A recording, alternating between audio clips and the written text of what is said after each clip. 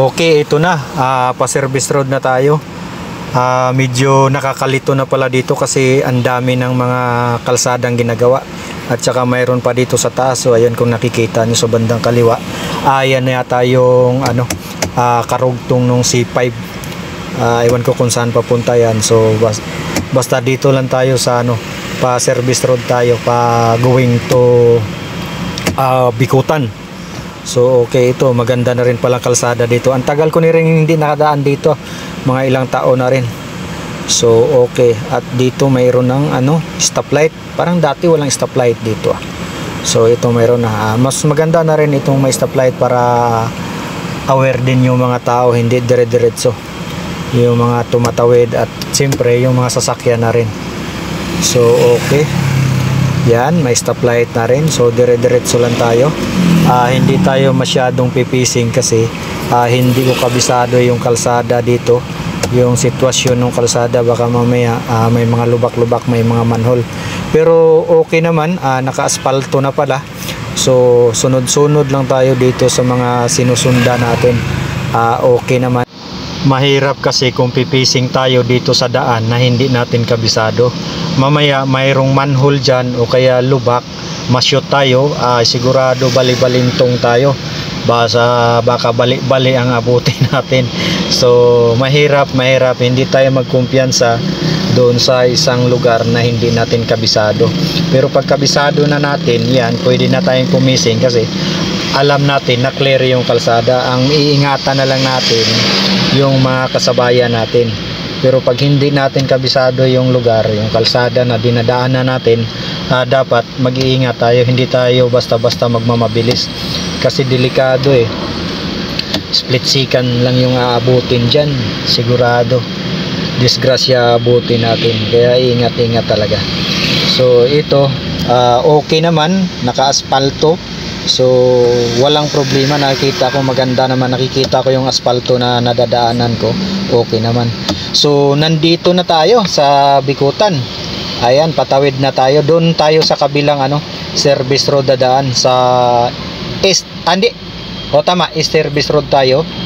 Dito tayo dadaan kasi mas hindi tayo mahirapang tumawid kasi doon na side yung pupuntahan natin So ayan, si kuya nagta-traffic. So hintay-hintay lang tayo saglit sa kanyang mando.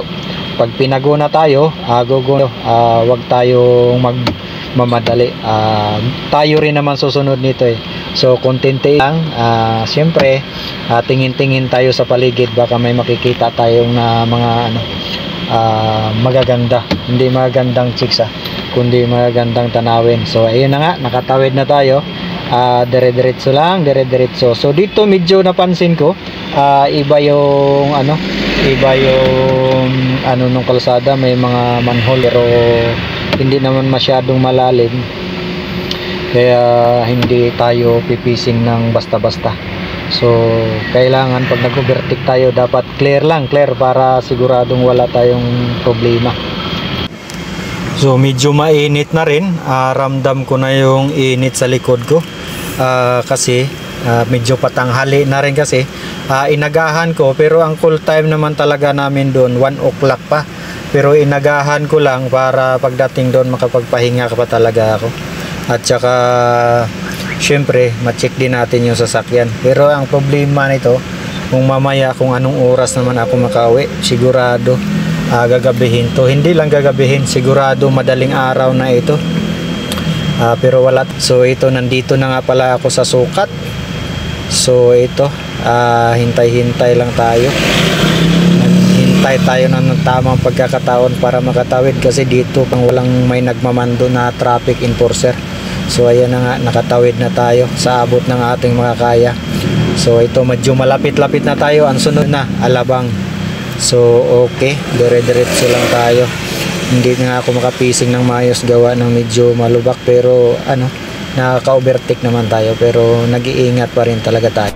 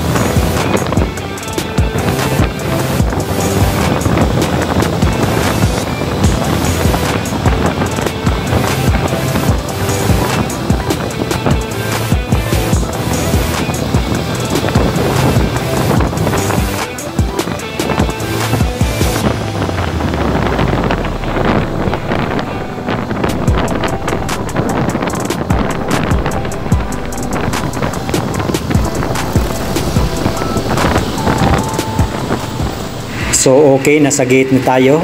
Niready lang natin yung ID natin kasi kailangan yun pagpasok natin. Hinihingian tayo ng ID for information, ano. So ayun na nga, okay na, nakapasok na ako.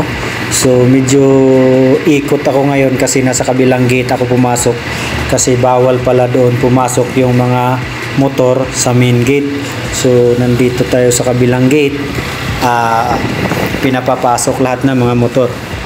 So yan, nasa loob na tayo, nasa Secondary Road na tayo.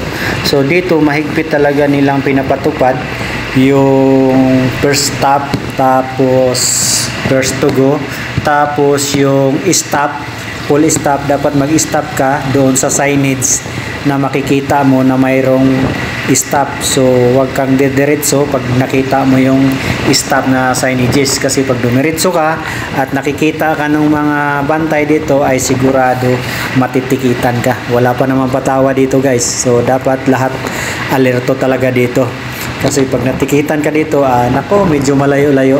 At saka 500 din yun, 500 din kapag nagka-violate ka dito. So dapat magiging masunurin ka dito sa batas trapiko nila kasi maraming bantay dito. Hindi ka basta-basta makakalusot dito kapag gumawa ka ng violation. So ito, binabaybay ko yung University Avenue. So nadaanan ko tong malaking school dito sa loob, ano. Yan, dire-diretso lang tayo. At ito, medyo mainit na talaga, mainit na yung likod ko, pero sige lang. So ito, nasa main road na rin tayo, ano, main road. Dito naman sa main road, 60 kph. So yun yung maximum, ano, 60. So sa Secondary Road, 20 to 30 kph lang talaga yan per hour. Pero pagdating dito sa main road, 40 to 60 naman. Huwag kang lumampas sa 60 km per hour. So dahan-dahan ka. So katulad nito, ayan, stop. So stop tayo, stop, look and listen tayo. Tingin tayo sa mga mga dapat nating tingnan kung mayroon bang sasakyan na parating or yung sasakyan na nauna sa atin. So dapat pag nauna kang huminto, una kang mag-go. So kaya nga tinatawag yun na first stop, first to go. So dapat susundin natin yun. So maganda rin yun, yung ganung yung maganda rin yun para tayo naman ay ma-disiplina, kasi minsan wala rin tayong disiplina lalo na pag magmamadali tayo. Dire-diretso lang tayo, paunahan lang tayo. So dito, susundin mo yung ini-implement nilang batas. Yan, nasa na tayo, main road. So pwede na tayo ditong tumakbo ng 60 km per hour. Yun, medyo malilim din dito kasi lalaki ng mga puno at saka talagang ang lawak ng kalsada nila. So kung tutusin, kaya mong magpatakbo dito kahit mga 80. Pero hindi naman pwede kasi siyempre residente ito, hindi naman to highway. So dapat 6 lang talaga yon. Tsaka may mga humps din dito. So yung mga humps dito sa gabi, pag di mo kabisado, mabaga ka rin kasi hindi na siya masyadong nakikita. So okay lang to sa mga residente dito, yung kabisado na. So ito, papasok na ako. Ito yung Secondary Road, so hindi na tayo pwedeng magpatakbo ng mabilis. 20 to 30 kph lang. So dahan-dahan lang tayo, hindi rin naman tayo nagmamadali. May mas din, so sunod lang tayo. At saka yan, huminto siya, pinapalampas niya ako.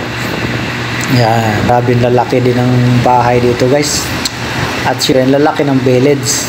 So ito na nga, ito na yung so ayan, init. At ito, pumaparabil na tayo. Yan, nag-doorbell na ako pero medyo natagalan lang yung nagbubuko, may ginagawa lang. So nagtanggal na ako ng mga papernalya ko. Talagang mainit. Tsaka nagpa-chuy-chuy din ako ng konti. So okay, dito ako hanggang gabi o hanggang madaling araw. So yun lang guys, maraming salamat. Thank you sa ating lahat. God bless you. Have a nice day. Bye-bye. Ingat po kayo naroroon.